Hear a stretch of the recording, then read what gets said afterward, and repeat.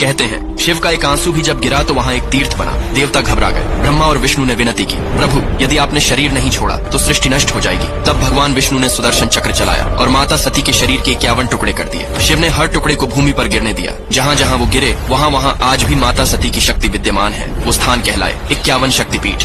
क्या भगवान 56 भोग छोड़कर केले के छिलके खा सकते हैं? एक बार दुर्योधन ने श्री कृष्ण के लिए राजमहल में 56 भोग बनवाए, लेकिन कृष्ण वहां नहीं गए। वे अपने परम भक्त विदुर के घर पहुंचे। विदुर घर पर नहीं थे। उनकी पत्नी विदुरानी जी ने जब साक्षात भगवान को अपने द्वार पर देखा तो वे प्रेम में इतनी सुध बुद्ध खो बैठी कि उन्होंने कृष्ण को केले का गूदा फेंककर।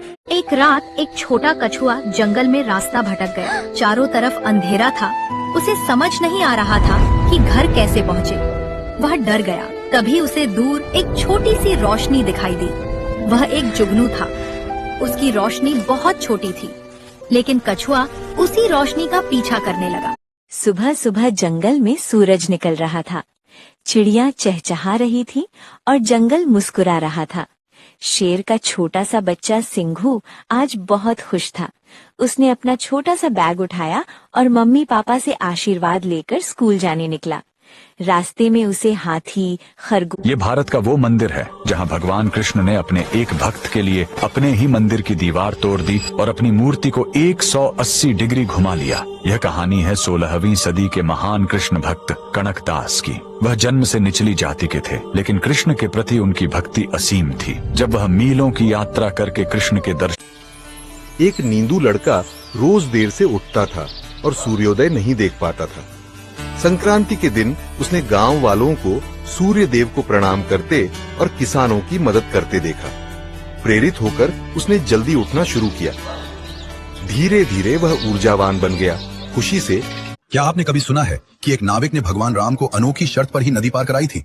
चलिए जानते हैं। जब भगवान राम, माता सीता और लक्ष्मण जी अयोध्या से वनवास के लिए निकले, तब वे चलते चलते गंगा नदी के किनारे पहुंचे, जहां उन्हें नदी पार करनी थी। तब वहां एक साधारण सा नाव चलाने वाला व्यक्ति था, केवट। राम जी ने उससे विनती की कि वह उन्हें नदी पार करा दे, लेकिन केवट ने तुरंत मना कर दिया और एक बूढ़ा आदमी रोज मंदिर के बाहर बैठकर लोगों को पानी पिलाता था। लोग उसे गरीब समझकर अनदेखा कर देते, लेकिन वो बिना शिकायत हर किसी की मदद करता रहता। एक दिन तेज गर्मी में एक बड़ा बिजनेसमैन वहाँ बेहोश होकर गिर पड़ा। उस बूढ़े आदमी ने तुरंत उसे पानी पिलाया और संभाला। होश आने पर आदमी ने पूछा, बाबा। शहर के बड़े अस्पताल में 3 गर्भवती महिलाएं अपनी बारी का इंतजार कर रही थी। पहली महिला मुस्कुराते हुए बोली, मेरे पति बड़े बिजनेसमैन हैं, मेरी गाड़ी और ड्राइवर हमेशा साथ रहते हैं, कभी किसी चीज की कमी महसूस नहीं। दूसरी महिला ने शान से कहा, मेरे पति मल्टीनेशनल कंपनी में मैनेजर हैं, जो भी मांगती हूँ तुरंत क्रेडिट कार्ड मेरे हाथ में दे देते हैं। तीसरी महिला धीरे से बोली, मेरे